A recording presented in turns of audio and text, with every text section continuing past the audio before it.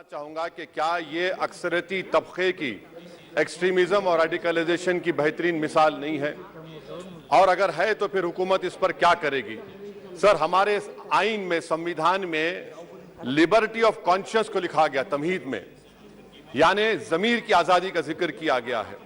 मैं हुकूमत से और खास तौर से वजीर आजम से जानना चाहता हूं कि कहां गया इस हुकूमत का जमीर, कॉन्शियस जिसको अंग्रेजी में कहते हैं, जब नूह में 750 इमारतों को बगैर ड्यू प्रोसेस फॉलो किए उनके इमारतों को मुनज़्ज़म कर दिया गया, और इसलिए कि वो मुसलमान थे, पूरे के पूरे इलीगल थे।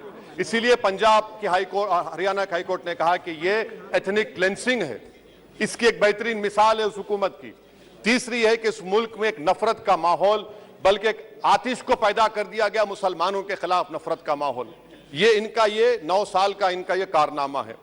तीसरा सर, मणिपुर के ताल्लुक से कल बड़ा लंबा जवाब वजीर दाखिला ने दिया। सर, आसाम राइफल के ऊपर केस बुक हो जाता है, FIR हो जाता है। क्या हो रहा है वहां पर?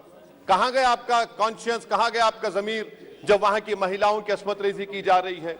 और आप मुख्यमंत्री को नहीं हटाना चाहते इसलिए क्योंकि वो कोऑपरेट कर रहा है। सर, मैं हरियाणा और मणिपुर के वजीर आला के लिए, किसी शायर ने अच्छा कहा था कि कुर्सी है तुम्हारा ये जनाजा तो नहीं, कुछ कर नहीं सकते तो उतर क्यों नहीं जाते। आखिर कहां गया? उन ताबूतों में खो गया कि आपका कॉन्शियस, आपका जमीर, जहां पर 50,000 लोग बेघर हो गए, यानी 6 लाख हथियारों को लूटा जा रहा है। आखिर कौन सा आप इंचार्ज वहां पर हैं? सर, चौथा पॉइंट, हिजाब को एक मसला बना दिया गया और मुस्लिम बच्चों को तालीम से महरूम कर दिया गया। क्या यह आपका लिबर्टी ऑफ कॉन्शियंस है? कहां गया आपका जमीर? सर, अभी आपने फाइनेंस मिनिस्टर साहबा ने कहा, यहां पर DMK के मोहतरमा कनीमोजी ने महाभारत के द्रौपदी का जिक्र किया। मैं ये पूछना चाहता हूं, बिल्किस बानो इस देश की बेटी है या नहीं?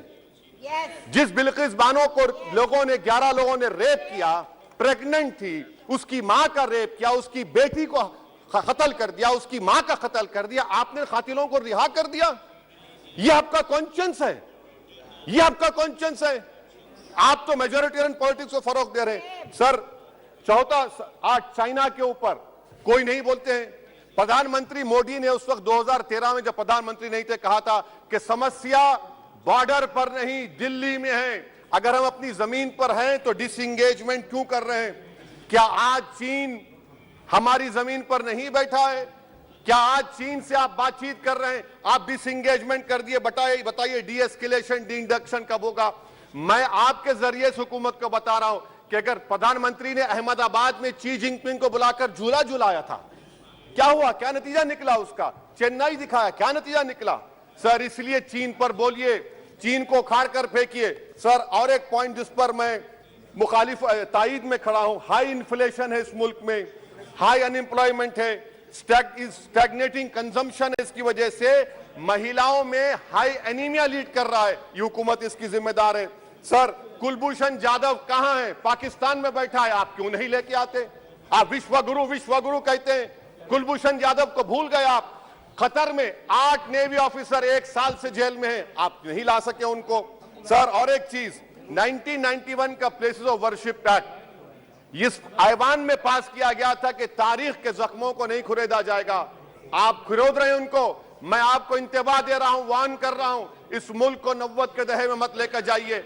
91 का एक्ट सुप्रीम कोर्ट में जवाब दीजिए कि आपकी हुकूमत 91 प्लेस ऑफ वर्शिप एक्ट की कायम है, उस पर कायम रहेगी।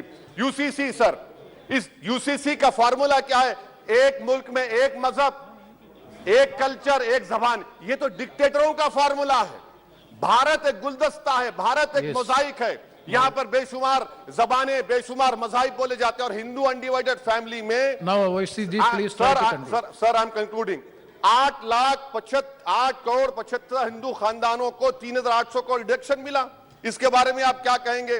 सर, मैं कंक्लूड करने से पहले आपको बताना चाह रहा हूं कि माइनॉरिटी वेलफेयर का बजट 40% कम कर दिया गया। पढ़ो प्रदेश, प्री मैट्रिक स्कॉलरशिप कम कर दी गई, मौलाना आजाद फाउंडेशन खत्म कर दिया गया फेलोशिप, और इसकी वजह से 1,80,000 मुसलमान हायर एजुकेशन में गायब हो चुके हैं। सर, मैं इख्तिताम में कह रहा हूं कि पसमानदा मुसलमान से प्रधानमंत्री को बड़ी मोहब्बत है। ये कौन सी आपकी मोहब्बत है पसमानदा, जो आपका एक मुसलमान मिनिस्टर नहीं है वहां पर? इखलाक से लेकर पीलू खान से लेकर अफान अंसारी से लेकर लुकमान अंसारी, मॉब लिंचिंग पूरे पसमानदा मुसलमान की होती है। पावरलूम बंद है, अंसारियों के कुरैश बरादरी का कारोबार बंद किया जाता है। स्पीकर सर, मैं कंक्लूजन में अभी कल हमारे होम मिनिस्टर ने कहा था क्विट इंडिया। अगर इनको मालूम हो जाए कि क्विट इंडिया का नारा एक मुसलमान ने दिया था तो वो भी नहीं बोलेंगे, वो नहीं मालूम था उनको। उसका मैं कंक्लूड कर रहा हूं, उसका नाम यूसुफ मेहर अली था सर।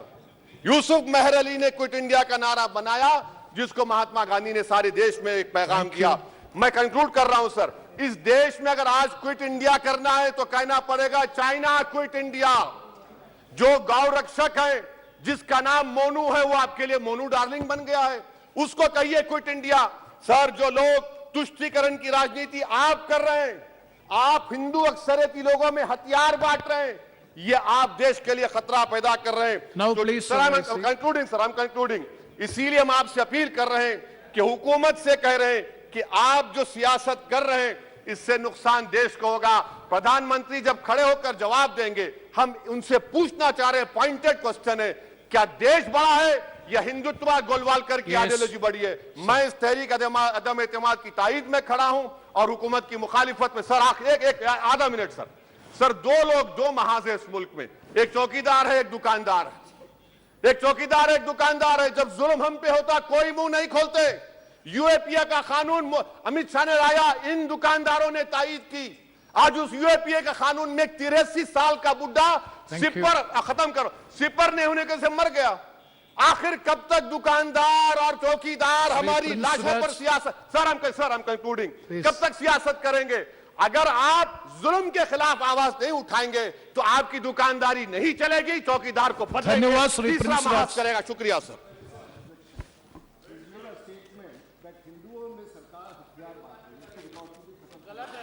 Let us see.